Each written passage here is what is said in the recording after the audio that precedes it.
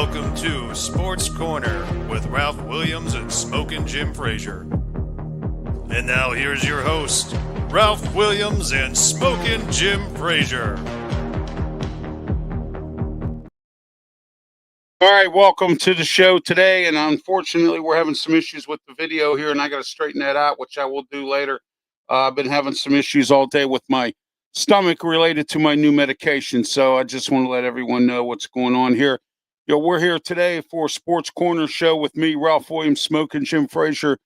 And also today we have two special guests with us, and that's coming up shortly. Smokin' Jim, welcome to the program. Hey, thanks, Ralph. I'm ready for this one. All right. Okay. Let's get started here with the show. I have my rant for today. And I have one thing that I want to say about the Pittsburgh Steelers. What a disgusting, disgraceful loss on Sunday. I call them overpaid bums.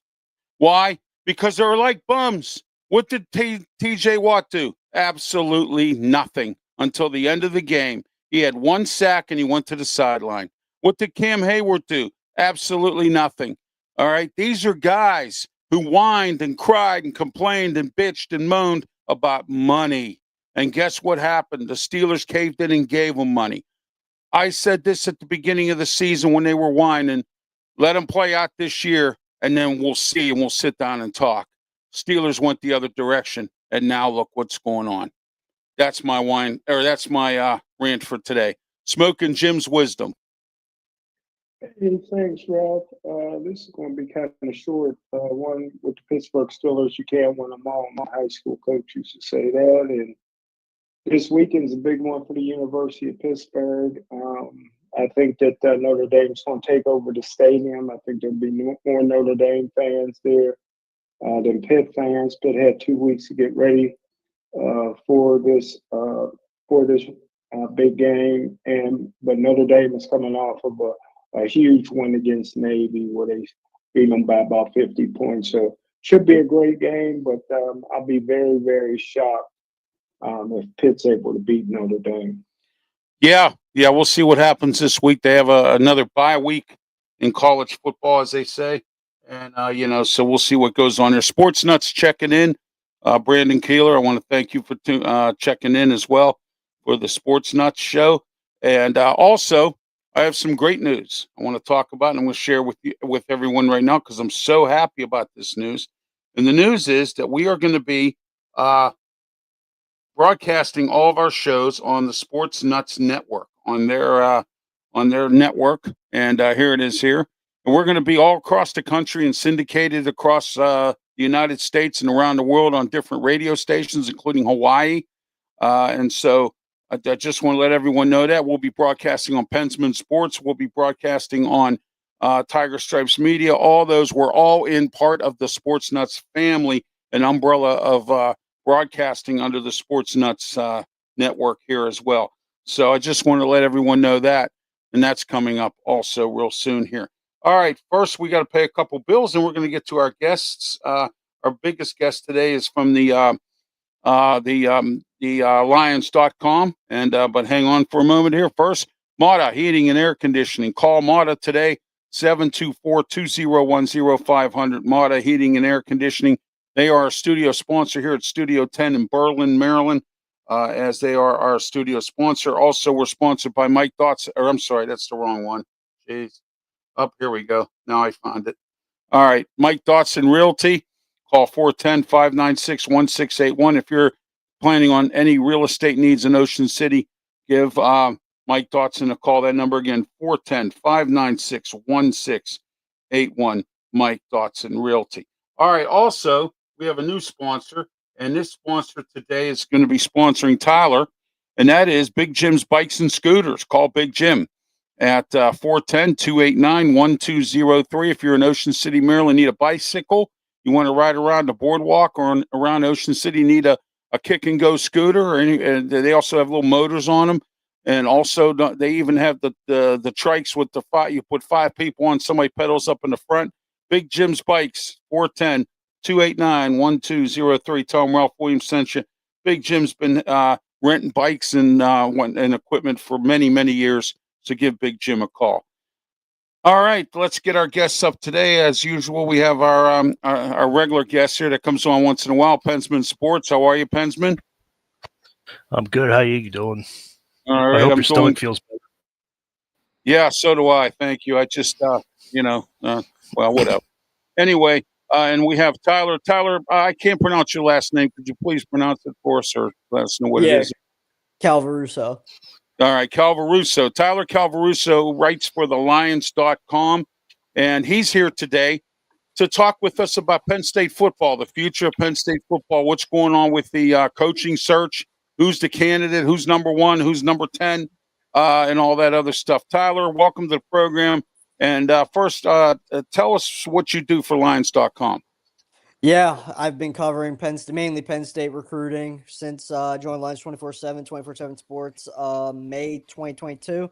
It's a lot of fun. It's a great gig. Can't complain, but it's definitely a different time than I'm used to on the beat. This is our first coaching search in a long time that we've had to cover. So it's been interesting for sure. Oh, yeah, absolutely. Here. You mean Penn State's looking for a coach? So anyway, all right. So anyhow, Brian Pettit, I want to welcome you to the program. Thank you for your comments. How are you today, Brian? And Brian is part of the Tiger Stripes Network as well. I'm going to put that up in just a second here. Had a little, as usual, every week seem to have technical issues. I don't know what's going on around here. I guess the computers are jammed up because the government shutdown stopped. So, we'll see what happens here. Hold on a minute. Right there. Down. All right, there it is right there. Tiger Stripes Media. If I can get it up there. Nope, won't go up. All right, well then. Oh, there we are. Tiger Stripes Media. With Brian Pettit. He covers Clemson football and much more. Great status guy, and he also is a contributor to the Sports Nuts Show, which will be on tonight at 7:30. Tune in on the Sports Nuts Network. Pensman, Brian Pettit will be hosting. Matt will also be on. I believe his last name's Thomas, right, Pensman? Am I right? Yeah, that's right. Yeah, Matt Thomas. Okay. That's right. Okay, Tyler, let's get started. First, the coaching situation at Penn State. What are we looking at? Who's the number 1 candidates? What are we looking at? I feel like you have to categorize them. You've got the big swings that are going on behind the scenes and maybe guys who are generating a little bit more chatter, maybe a bit more quote unquote realistic. The bigger swings, you're thinking about guys like Mike Elko at Texas A&M, Kalen DeBoer at Alabama, 2 guys who are not traditional Southerners. Mike Elko's from the Northeast. Kalen DeBoer is from the Midwest and South Dakota. Those guys are high on the list for athletic director Pat Kraft, but they're going to be tough to reel in. Then in that other group that I mentioned, guys who have been generating a lot of chatter, Elijah Drinkwitz at Missouri, Brent Key from Georgia Tech. Those are some of the guys we have our eye on. And I would say Drinkwitz has probably popped up on the radar more early this week. I think there's some buzz there that we've been tracking with him. So those are the 4 I've circled right now. I've seen some other names tossed around as well. Guys like Brian Hartline at Ohio State, Buckeyes offensive coordinator, played wide receiver in the NFL, well-renowned assistant coach. It seems like he's going to get his shot to be a head coach at some point somewhere. His name's been tossed around a bunch, but those 4 that I mentioned are the ones that I think we're focusing the most on right now. Is Brian Kelly on that list? He's not, nah. Okay. Because there were Pensman and I saw some rumors going around that there was that Brian Kelly was on that list, and I said to myself, "Are you kidding me? You're going from one bad coach to a really horrible college coach who doesn't seem to be able to win the big games anywhere he goes." And we had a Brian Kelly special when LSU lost their game. The last time they lost with him at head coach. So Smoking Jim, any comments for Tyler? Anything you want to ask him? You there, Smoking Jim? Sorry about that. Yeah, Tyler. Just real quick, do you think that Coach Franklin gets the head job somewhere in 2026? If so, where do you think he'll land? It's a great question, man. He's been linked to Virginia Tech plenty. I think that would be a pretty solid landing spot for him, to be completely honest with you. I think that's a situation where, one, he will land in a recruiting area where he's plenty familiar. You know, Penn State really hammered that Tidewater, Virginia, DMV area throughout Franklin's tenure as head coach. I think that'd be a nice spot for him. I think he would be in a position where he could get that program to the top of the ACC consistently. So that's a potential opportunity that's been floated. Nothing done, of course, on any front with James Franklin. You know, Auburn, places like maybe Florida State, if it opens up. I really can't put Arkansas, of course, down the SEC.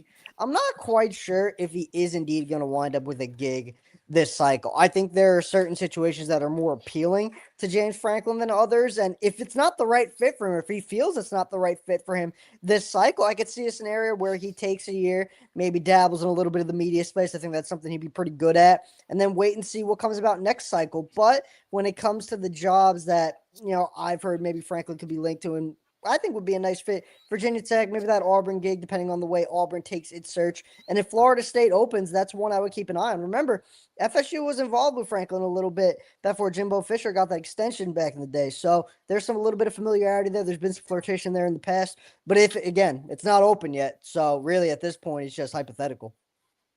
All right. Pensman, you have any questions for Tyler?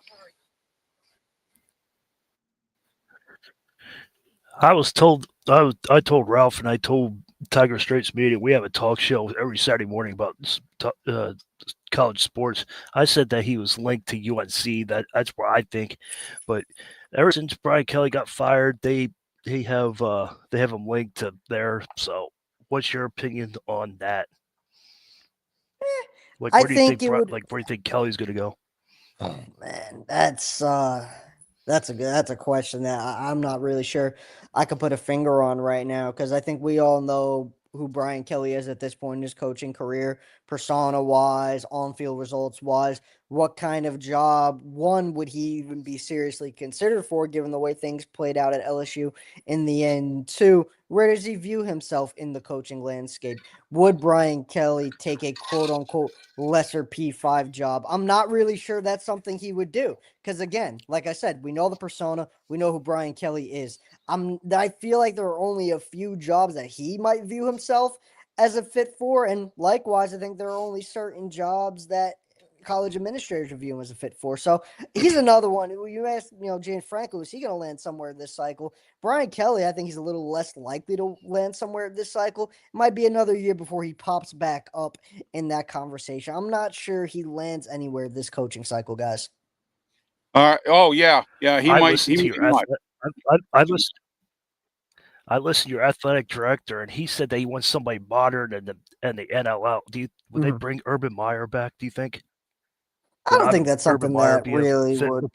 Yeah, I don't think that's a route that they're going. It was a name early on in the search. There was a little bit of buzz behind the scenes, and it was something that we had to vet. And initially, it sounded like maybe it had a little bit of legs, but beyond that, I don't think it really made it past the first week of the search. So I would say no on that front. Okay. All right. I was just wondering. Thank you. Yeah. Thanks, Pensman. Thank you, Tyler. And Tyler, I don't believe Urban Meyer will get a job, because he has this bad habit of quitting, in the middle of, when the going gets tough, you know what I mean? He seems to quit and say he has a health problem or a family problem or his car broke down or something. He seems to have that kind of a problem. Also, don't forget Mike Gundy's sitting out there. Somebody, everyone forgets about him. He's sitting out there as well. But we'll see where Mike Gundy goes. I don't see Arkansas keeping Bobby Petrino. They are not. They're going after somebody else. We're going to find out where that goes as well. Sports Nuts says welcome, and they're glad to have me, and I appreciate that, Sports Nuts and Brandon Keeler. It's a pleasure to be working with you. So just to let everyone know that, if you didn't hear the beginning of the show, RW Media Productions will be broadcasted live on the Sports Nuts channel. And we're going to be on several radio stations across the United States and around the world as well, syndicated. And just to let everyone know as well. Now, on the Bark side today, there's some technical issues on Bark and on Huddle Sports Network. So if you don't see us on there, check out Huddle Sports Network's website or Facebook page as well. All right, let's see here. All right, that's Sports Nuts there, I believe. Is that yeah? Okay. Yeah, Everything's sports been list. going for you. Everything's been going for me very well. Thank you. I appreciate it. Those of you who don't know, I had to cancel all last week's programming. I was in a hospital. I had a situation where I had a wound situation. Watch tomorrow on my Ralph's Opinion show and the way I see it. The way I see it's going to be a special 1 hour edition. I have a lot to talk about, including my hospital stay. I picked the brains of some of the nurses who told me some stories about the current medical situation and the in hospitalization and whatnot. It's going to be a really good show tomorrow, a special 1 hour the way I see it. And we'll talk about the government shutdown that has stopped, and the government will be open starting Friday, which I don't know why they waited till Friday to do that. I hate when people do that. It's the end of the week, go into the weekend, start all over on Monday. You know what I mean? I used to know this kid. He never came to school Monday through Thursday, but he showed up on Friday and he showed up at lunchtime.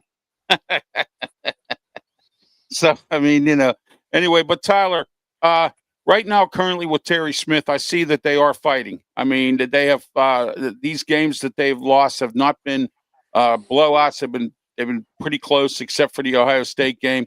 I actually thought that the Ohio State game. Let me ask you this: have you heard anything that if, and I say if, Terry Smith was to beat Ohio State, would he get this job? Nah, I don't think so. I think when it comes to Terry Smith's future at Penn State, comes down to whether or not he's going to be retained by the next staff. I think retaining him would carry immense value for Penn State's next head coach, especially from a recruiting perspective. Terry Smith is so Yes, respected in the yes. Western Pennsylvania area. He's responsible for a lot of Oh, yeah. this roster. And he's not even just Western Pennsylvania in the in-state recruiting angle. I know a lot of people like to credit Terry Smith for that, and rightfully so. But I mean, if you go look at some of these guys who make up Terry Smith's cornerback room, Darius Dixon's out from California. AJ Harris is from Alabama. He has, whether it be portal or high school recruiting, Terry Smith has been able to take things national for Penn State and go out and get guys that he really, really likes. So I think of all the assistants on the Penn State staff, you can make a case for, I think, several of those guys. But Terry Smith, from a retainment standpoint, carries the most value for Penn State's next head coach. But he's not going to be that head guy. I think that's something that is a little bit bigger than Terry Smith, and that's not a knock on him in the slightest. But at the end of the day, he's a hell of a football coach. And again, I think Penn State would be wise to keep him around for this next chapter. All right, Gabby has checked in. Thank you, Gabby. And Gabby, I'm doing really well. Thank you for asking. I made some new subscribers and some new friends at the hospital. So just want to let that's just the kind of guy I am. I make friends everywhere I go, no matter where it's at. And people see me around and they go, "Hey, I see you on YouTube." That's right. So there you go. All right, Smoking Jim, any questions for Tyler? Any more questions for him? No, that's what I was going to ask him about Terry Smith, and I appreciate him clearing that up. That was a great answer. All right. Thank you. Pensman, you have any questions for Tyler? For those that don't know you, like myself and Ralph, I don't know if how much Ralph knows about you. Could you go and give me a little rundown of what you do when you on a regular basis, like throughout the day? Well, I'll tell you what, my day's changed a lot ever since Franklin's firing, just because, not a lot of people really care about Penn State recruiting right now. I feel like I start my day in the morning staring at my laptop thinking to myself, what the hell am I going to write? Because, just not a lot of people want to hear what's going down with Penn State's 2026 class right now. With that being said, it's a situation, it's a wait and see situation. I think that's the best way to classify it. Penn State staff is waiting to see what direction this head coaching search goes and their futures on the staff. Then when it comes to the recruits who have remained on board in this 26 class, a lot of it is just tracking where these kids are visiting beyond Penn State right now and seeing what direction they're going to take things, because we're 22 days away from the beginning of the early signing period on December 3rd now. These guys, many of them want to enroll early at their school of choice. They want to know where they're going to be playing college football sooner rather than later. So it's kind of crunch time for these guys, many of which would like to see who Penn State brings in as its next head coach before making a final decision. So really, I'm just focused on that right now. Obviously playing a role in our coverage of the coaching search as well, but it's mainly focused on what's going on with this 26 class. You got 16 guys left on board. There's potential for more movement, either in favor of Penn State or against Penn State, with potential flips, decommitments, whatever it may be. So there's still a lot to cover on my end for sure. All right. Thank you, Tyler. Tyler, tell us a little bit about this year's team. I know, there's been some setbacks with the coaching going down and everything, recruits leaving. I know Pitt is I know Pitt met this week, and because they have a bye week this week, they met with some of former Penn State recruits, trying to round up every one of them that they can. I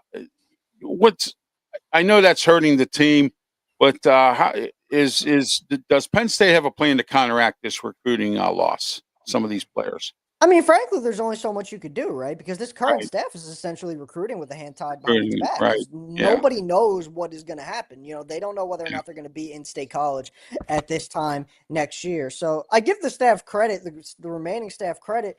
They've been really transparent with the commits throughout this process. They've, not necessarily encouraged guys to look elsewhere, but they've approached it with an understanding of, look, we get the situation that we're all in right now. It's unenviable for all parties involved because, like I said, these recruits want to know where they're going to be playing next year. And with so much uncertainty surrounding the Penn State program right now, a lot of them, you figure a head coaching hire is going to be received well, and plenty of them will still land in state college when it's all said and done. That is a possibility, but you got to have alternatives. You can't go into the beginning of the early signing period not having anything on your docket beyond Penn State. Because one, what if you don't receive that new hire well? And two, what if the new staff doesn't want you? Because we see that pop up from time to time, especially in a day and age with the NIL era where we're not just talking about honoring scholarships anymore, guys. We're talking about dollars and cents commitments. So there's a lot of variables at play.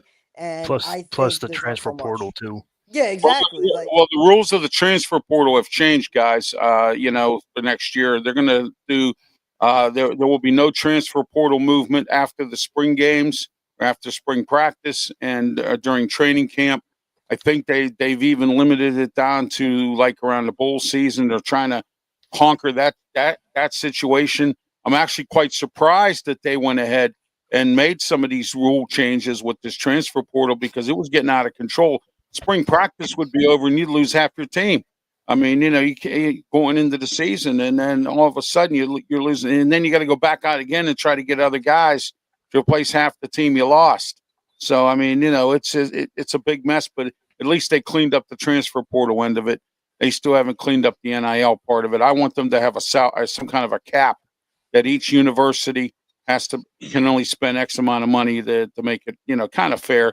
Almost like the NFL and the NHL and some of these other professional teams. They have to get a grip on that, the NCAA, or else this is going to get really out of control, and it's already that way. Tyler, if you look on the screen there, Brandon says hello. He hasn't talked to you for a while. And also subscribe, everybody, to not only just the Sports Nuts, but the Pensman Sports, Tiger Stripes Media. Also tonight at 7 o'clock p.m. tonight, Bethel Park TV, Smoking Jim Frazier, Al Levine, the Talking Machine, Mike Rohde, and Chip Hayner will be on tonight for the Pittsburgh Sports Line show. They've been on for a long, long time. They're celebrating an anniversary this year. You can watch them on YouTube and Facebook. They have their own YouTube and Facebook channel. You can also respond on Facebook. On Facebook, I want to thank Cheryl for tuning in. Cheryl is tuning in on Facebook.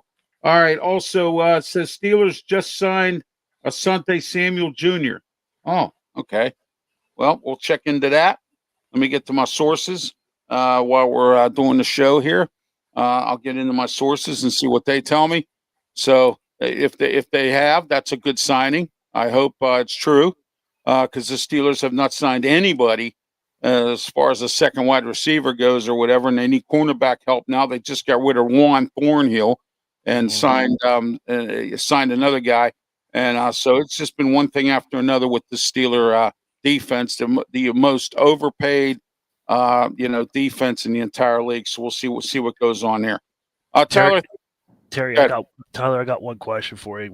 Would Terry Smith be recruiting if you can't get a coach by recruitment time? You said that you have to work on recruitment. Got to find out what students come to State College or whatever, would Terry Smith take that recruitment job until you get a head coach?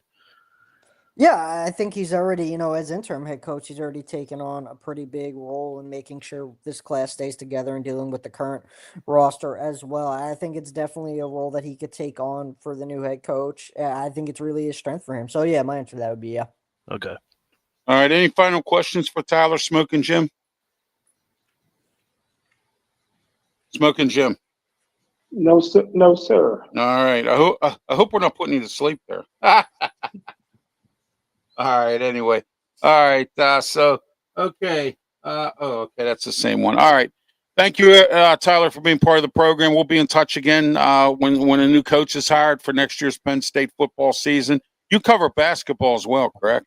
I do, yeah. All right. Good. We'll be checking in from time to time about the college basketball season and everything else. So thank you, Tyler, for being part of the program once again. And we'll talk to you again. Thank you. For sure, man. Thank you guys for having me on. Right. Thank you, Tyler. All right. That was Tyler Sararusso from the lion.com, and he covers Penn State. It's great to find. I want to thank Brandon Keeler for helping me find this guy. To talk about Penn State football, because I had somebody and they quit. So I had to find another way, and I found it. So there you go. Today, we were supposed to have somebody on from the Cincinnati Bengals. I was trying to reach out to some people to see if I can get somebody on to talk about the Cincy Bengals. That didn't happen, and all my pit contacts were busy. So I'll have to reach out to another pit contact before, being that Pitt's playing Notre Dame this week. So we'll see what happens with that game. We'll talk about that later as well. Guys, your thoughts on Tyler? We'll start with you, Smoking Jim. Go ahead. Man, excellent. Very knowledgeable. He knows his stuff, man. Man, that's big news. Just keeping him busy, man. The recruiting process. You got 5-star recruits like running back Spell from McKeesport, who's pretty much decommitted. You got the quarterback from Fort Cherry, who's looking around now at different places. And he said that one of the places on his list is wherever Franklin lands. So there's some recruits that's still somewhat committed to Franklin and wherever he goes to. All right, Jeremy Ballwick is tuning in. Thank you, Jeremy. Also, Jeremy says, and I forgot to ask Tyler this question, how does he feel about Dan Campbell taking over the play calling for the Detroit Lions? That's an interesting thing. He took over play calling this game for the Detroit Lions. So I don't know what happened there. I guess that loss, that one other loss caused him to step up and take control of the play calling. Dan Campbell, has done that. Good, Pensman. Dan Campbell did good there if he did the play calling on Sunday, because they mollywopped their opponent on Sunday. Yeah, I know. Smoking Jim, we do something with the Sports Nuts program. It's called mollywop, and what I mean by that is they blow out a team or beat up a team or something. So, But anyway, this weekend was supposed to be Tank Davis versus Jake Paul, and I wanted to see Tank Davis knock Jake Paul's block off, but I didn't get my wish because Tank Davis got involved in a domestic problem, and the fight's been canceled. So that fight will not happen, and I'm not in a good mood because I wanted to see Tank Davis knock Jake Paul's block off. Smoking Jim, who is part of the Boxing Authorities show with Luther Dupree and Claudia Rosano, and his knowledge of boxing. Smoking Jim, what were your thoughts on this fight coming up this weekend if it was to happen? Well, Tank Davis is a thug slug. I call him crime time. This guy has 14 arrest warrants to his credit. This is his second domestic in a year. The guy got house arrest a year ago and decided he wanted to go party somewhere else and then had to do 30 to 45 days in jail. This guy's a criminal. Only thing keeping him out of jail right now is millions of dollars in his boxing career. And, I'm on the other side. I was hoping Jake Paul would rough him up, man. Tank Davis got all the talent in the world, man, but he got a 2-cent brain, like most people from Baltimore. Yeah, well, anybody named Tank, I like. Somebody like Tank, So, but anyway, yeah, yes. Ralph, just want to let you know that it is official 14 minutes ago that Pittsburgh Steelers did sign Asante Samuel Jr. And he's added to the practice squad for now. So I guess that meeting went well today, and he signed today as of 15 minutes ago. So that's good. What's he play, Pensman, real quick, please? Wide receiver, cornerback. Yeah, another corner. Okay. Yeah, he's just like his dad. Yeah. Well, Joey Porter's injured. Joey Porter's injured again. He'll be in the tub. So you know. Remember Asante Samuel from the Eagles? It's the same position, but he'll be playing with the Steelers. But it's Junior. Mm-hmm. Okay. Smoking Jim, your thought on Asante Samuels Jr. Getting signed here by the Pittsburgh Steelers? Well, he's a superstar, but he's coming off of injuries. That's why he was still out there. I think that he got a monetary settlement. But if he's healthy, if he's anywhere near his ability of before, he's a Pro Bowler, man. That would go down as one of the biggest steals, right along with Jalen, Ramsey. So this could be what the Pittsburgh Steelers really need if he's healthy. Yeah, that's the big if, as they always say. If. There's always a lot of ifs when the Steelers sign somebody. That's always the case. So, but anyway, hang on a second here. I want to do something here real quick because this is the Pittsburgh Steelers when it comes to free agents. Hang on.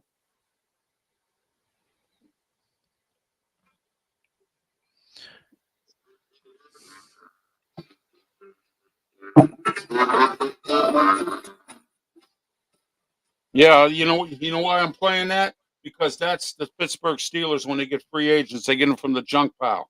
They had a chance to sign a whole bunch of decent people, and then all of a sudden, they keep letting them walk away or sign with other teams and things like that. So, they couldn't get a deal going. Yeah, right. That's what they said. They had something lined up, but they couldn't get a deal going. Come on. Oh yeah. All right, guys. You have 12 draft picks. Come on. All right, guys. Tyler Boyd's name's back up in the fray here in this thing here with this number 2 receiver. Do you think Tyler Boyd will come to Pittsburgh? He got ripped off the first time. He wanted a certain amount of money. The Steelers didn't want to pay him, and he went elsewhere. So your thoughts, Smoking Jim, do you think Tyler Boyd comes to Pittsburgh? Yes or no? Last time I seen him, he was starting to get a little tummy on him. Listen, Pittsburgh still listen. Tyler Boyd was a great player at one time, but the Steelers have a lot of Tyler Boyd types, the guys that are younger that can run faster than he can right now. So I don't think Tyler Boyd would play for under $5 million. That was a problem a couple of years ago when they tried to sign him. He may play a little cheaper this time, but no, I don't think Pittsburgh Steelers signed Tyler Boyd. All right, guys. Now let's get into the Pitt Notre Dame this weekend. I don't know. It's going to be on NBC because all Notre Dame games are on NBC, and it starts at noon. Ticket sales are practically sold out at Acrisure Stadium, and of course that always happens when they play Notre Dame. I went to the Notre Dame game and Pitt game when Dave Wannstedt's first game as a head coach. That's when I went last to see Pitt play Notre Dame. Charlie Weiss was the head coach at Notre Dame at the time. Start with you, Pensman. Notre Dame, Pitt, who wins this weekend? I think Notre Dame wins 35-21. I just don't think Pittsburgh's got the offense for Notre Dame's defense. So I just think that Notre Dame's going to run all over them, and they're just going to. Yeah, I think it's just going to be the defense is going to get worn out. Well, their defensive coordinator for Notre Dame is Al Golden. And Al Golden was the head coach at Temple. He also was down in Miami too. So, and Florida International. He's been around, Al Golden. So he's a good defensive coach. He also coached under Joe Paterno up in Penn State. So, I mean, Al Golden is a very good defensive coach. I don't see Pitt winning this game. I'm going to go with Notre Dame 30, Pitt 14. That's going to be my score because I really don't see Pitt scoring anything more than that because Al Golden's defense is a real smothering type of defense that'll really get you. They've been in some dogfights too, so I'm just wondering if Pitt might be able to do something here, with a team that's been in dogfights just about every game. So, all right, Smoking Jim, your thoughts, Pitt, Notre Dame. Well, Ralph, you're talking like this is the 1971 Notre Dame team, man. Yeah. They do got a couple losses, and hey, listen, Pitt's coming into this game with 0 advantages. Notre Dame's going to take over the stadium. There'll be more Notre Dame fans than Pitt fans at the stadium. Number 2, the freshman quarterback's starting to make mistakes. He's starting to throw interceptions. Notre Dame will capitalize on that, and we're going to find out. I don't think Pitt plays well when they get punched in the mouth, and they're going to get punched in the mouth by Notre Dame. I think Notre Dame has a chance to make the Pitt team quit. I look for Notre Dame, who's coming off a huge win against a pretty good Navy team. I look for Notre Dame to win. I unfortunately took Navy in that game. I wanted Navy in an upset. I look for Notre Dame to win 50-3. 50-3?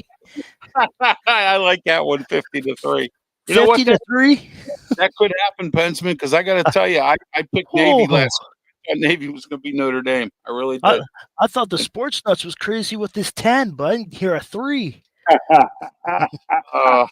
50-3. Hey, how about that? How about that game last night, 10-7? Oh my gosh! How about that game? That game was so boring. I watched that game. That game was so boring. I'm sorry. What's that, Smoking Jim? Did you watch it? The Pensman, did you watch that game last night to the end?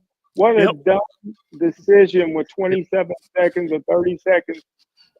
Philadelphia went for it on 4th down instead of punting it away. And they didn't get it. They stopped the clock, and they almost went over. I saw it. You see that field goal kick too? That field goal was way left.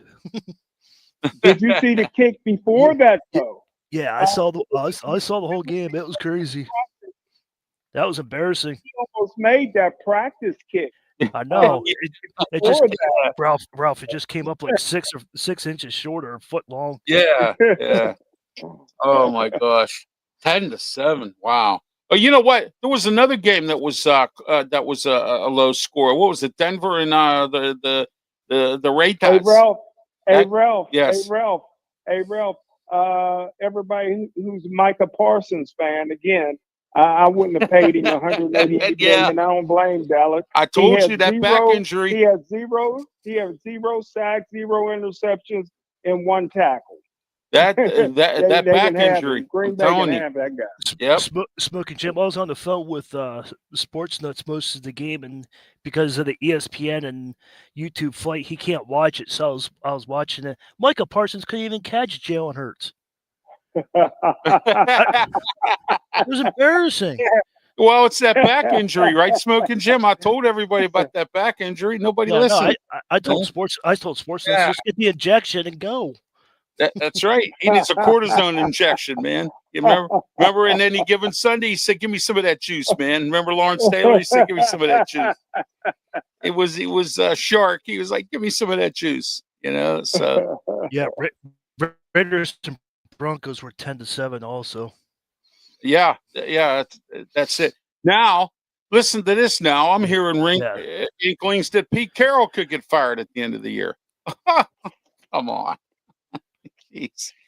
Oh, 1 year wonder, Pete Carroll. How about your Aaron Glenn there, Smoking Jim? Wow. Yeah, he won another game. Oh my. Yeah, beat Cleveland and Cleveland, they didn't fire their coach yet, right? Yes, go ahead, Pensman. I know. Smoking Jim and everybody that's watching and listening, do you know that the Lions and Commanders and the Cardinals and Seahawks both had the same score of 44-22? Did anybody know that? Wow. Wow. Oh Two, my! two games, the same score, 44-22. That Hey, just I got to blows me away.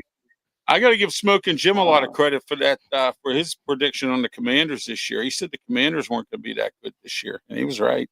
So everybody, That just everybody blew thought me he was away. wrong. Oh, I know that's something. All the How scores. long did that defensive lineman get suspended for that punch? I didn't even hear about that. What? I'm sorry. He punched the wide receiver for Detroit Wow. and got kicked out the game. But No, he'll probably then he get a got lengthy suspended. fine, maybe about $50,000, maybe in a Well, suspension. he got at least one game suspension. Yeah. I just don't know how many games. I know it's at least one game. He Yeah, popped they him got real this. good. They got this judge now who some woman judge. I'm not familiar with her name. They brought her in a few years back to do all these cases, and she makes the determinations now. Judge I think- Judy. Condoleezza Judge Rice? Judy. No, Judge Judy. Condoleezza Rice is doing something else now. There you go. Yeah, there you go. All right, guys, let's talk about the Pittsburgh Steelers. All right, Smoking Jim always says this is the NFL. It was only one game, but it's two games in a row now. And they won. They beat the Colts, and then they come in and lay an egg against the Chargers. Smoking Jim, we'll start with you. This game this weekend. Your thoughts on this week's game against the Bengals? Go ahead. Well, you may talk about the Chargers? Yeah, let's talk about the Chargers game first, and then give me your opinion about the game coming up against the Bengals and the score. I wasn't terribly disappointed. The Pittsburgh Steelers got out-coached. Jim Harbaugh's a heck of a coach, man. He came with a combo set on DK Metcalf. He took DK Metcalf away. He had the strong safety line up like he was going to be a spy. Just in case the Steelers ran the football, he could have came up. But if they was in a passing situation, automatic double team on DK Metcalf, and the Steelers had no answer. Three downs and out. The Chargers was physical. That Herbert is the most underrated quarterback in NFL history. I don't know why people don't like Herbert. He's just outstanding. He can run. He can throw. He's big. He's an academic All-American. He's smart. They got good receivers. And they were playing at home. It's hard to win in the National Football League on the road. I told you before, Coach Cowher used to tell me that his goal was to go 7-1 at home and split the games on the road. And that way they were 11-5. And Pittsburgh Steelers got to come home now. They got embarrassed by the Cincinnati Bengals. I think Flacco's coming off of his last game, throwing for 470 yards. They have to find a way to get a victory against the Cincinnati Bengals, and they'll be right back on track. Yeah, they have to quit playing that soft zone. I mean, it's getting old. They have to start getting more aggressive. Where's this punching the football at, creating turnovers? Where's this at? I mean, we saw this a little bit this year, but then they keep going away from it and going into that soft zone. I mean, that soft zone is killing them. Hey, you know the Steelers better than anybody, Ralph. You've been around this team and organization almost 50 soft, years. Jim. They were in L.A. They played a night game in L.A. Sunday night. So Saturday night, I guarantee you, most of the team was out enjoying the nightlife in L.A. and they played like it. You know what my mother always says? She always says too much partying. That's what she always says. Yeah. Every time the Steelers get blown out, she says too much partying, or something like that. I guarantee you there were some happy strippers in L.A. I guarantee you. Bensman, go ahead. Your thoughts on this Chargers go first. Smoking Jim, your thoughts, your score for the Bengals game. Well, being that Snoop Dogg was on the sideline in L.A., I know the Steelers went out the night before, but Score for the Cincinnati game, I would say Pittsburgh 34, Cincinnati 32. Yeah, you always say that score, but it's come to fruition a few times. You were close. Yes, so, sir. Bensman, go ahead. Chargers game, and then dissect the Cincinnati game, and a score. Go. Tiger Stripes Media and I did the game, and I went to halftime because I was half asleep, but I left at halftime, and no, it's just no. I No, seriously, Smoking Jim, we had to get up for work, so I mean, yeah. It wasn't because I was bored. I just came back from Ralph's place, and then Snoop Dogg was there, and when now we know why Rogers stunk up the joint because of being in L.A. But no, Mike Tomlin said that they couldn't convert on third downs. It's your job to prep them for third downs. You've been in this team. You know what the team's about. It was just a stupid excuse. I agree with Smoking Jim that Herbert is a good quarterback, and it's hard to win in LA. I get that, but you had to put up a fighting chance instead. But there's no fight in the Steelers. There's nothing. It's like they just dropped down and just let them roll over. But I don't know what else to say about the LA game. The LA game just was disappointing. It was like, if you lose 25-10, you know something's wrong. But round 2 of the Cincinnati game, they got to play better than they did. Hopefully the officialing's better than they did. Hopefully Clay Martin's not on the during the game this time. So hopefully we get another fishing crew that calls the game down the middle. It'll be nice. So we'll see if the officialing. But we got to get to Flacco. We didn't get to Flacco at all. No, last we didn't. time. No. So we just if we get. I said this last time, but they didn't do it. Blitz. And blitz. Yeah. And blitz until they stop it. Blitz. I miss the old Steelers, but they got to get to Flacco. They got to get in his face. They got to get pressure. But we'll see what happens. I have Pittsburgh winning round 2, 24-17. All right, Steelers. Okay. Real quick here, Adam Schefter's reporting that running back Josh Williams of the Tampa Bay Buccaneers has been suspended for 6 games without pay for violating substance abuse policy. So there you go, guys. Wow. And that, I want to thank Brandon Keeler for that because he sent me that. So Adam Schefter's reporting. So usually Adam Schefter's pretty good with his information, except when somebody on a certain radio station in Pittsburgh gets it and says and uses his name and it was false information. We all know who that is, right, Smoking Jim? So, Yes, sir. Yeah, we all know who that is. He said, Adam Schefter reported that the Steelers signed so-and-so. And looks then like that door is open. Who? Oh. Okay. All right. Smoking Jim's trying to say bingo, and, they passed him. Sorry about that, Rob. That's all right. And Travis Hunter's out for the year, too. Yeah, I heard that. That's something else.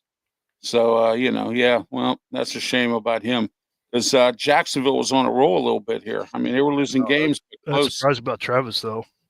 Yeah, it is. All right, guys. My score and this Chargers game was a disgrace. As you heard my rant earlier, Boswell missed a field goal. It was just a bad night all the way across the board. And I'm going to say this. I've said this. It's better to be lucky than good. Last night or Sunday night, the Steelers were not lucky. And they were not good. They didn't get lucky because there were some things, and the cornerbacks need to start catching these balls. They get them in their hands and they drop the ball. It's not a hot potato. Especially 24. Yeah. Joey. Yeah. I'm sorry, Pensman. See, Smoking Jim. Pensman, don't mention his name because he don't like him. Until he does proper things, until he cut down on the penalties, but he's so handsy. What did I say? What did I say? Like George Jefferson said that one time about Willis, touchy feely. Yeah. So, but anyway, if he keeps his hands to himself and does something other, Pensman only calls him number 24. But yeah, number 24. He's going to do what he's going to do, and he's back in the tub. Can't help the club if you're in the tub. Salamalu's supposed to be coming back from that pec injury this week. I saw, that Andrus Pete. I saw him play a couple series, and then They sacked Rodgers, and then they put Anderson back in there. So much for that extra blocking back or that extra blocker. Darius Slay had a concussion. Yeah, Darius Slay has a concussion, and to be honest with you, that's no loss. He's been a bum pretty much most of the year, anyway. So,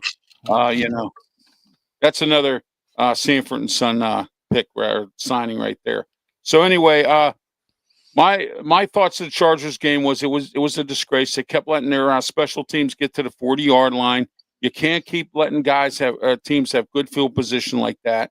You got to stop them. Oh, Danny Smith this, Danny Smith that, this, that, and whatever. No, when the opposite team is getting to the 40-yard line, your special teams needs to do something. I mean, you need to pin them on the 10-yard line or something. Do something. I mean, to the 40-yard line is not going to work all the time. And then with this Steeler defense right now, you think they would keep the offense of the opposing team off the field by trying to kill the clock a little bit. And Rodgers has no one to throw to. He's throwing short, dinky passes. We didn't expect that all year. And of course, Smoke and Jim called it. They double and triple team DK Metcalf. He has nobody to throw to. I mean, literally. And when DK is open, Rodgers overthrows him 5-10 yards. Yeah, exactly. Or he drops the ball. So, I mean, you see, I said this and I'll say it again, overpaid bums. And until I see something different, that's how this Steeler team is going to be classified this year for me. Cincinnati Bengals, we got to stop Joe Flacco. Blitz, blitz, blitz, blitz, blitz until the Cincinnati Bengals stop it. They have a horrible offensive line. The Steelers should have beaten them the last time. They had two rookies in there, and they were able to hold the fort on. And the Steelers have to blitz more and stop the soft zone. It's not working. And, once again, giving up I'm going to use a Mike Tomlin saying here, chunks of yardage, chunks. They're giving up chunks and chunks and chunks and chunks. They can't defend. They can't tackle. It's been one thing after another. And here's an experienced bunch of guys. And I tell you what, the national guys are eating them up. They're saying here's a team that's got probably the most experienced players of any defensive squad in the NFL.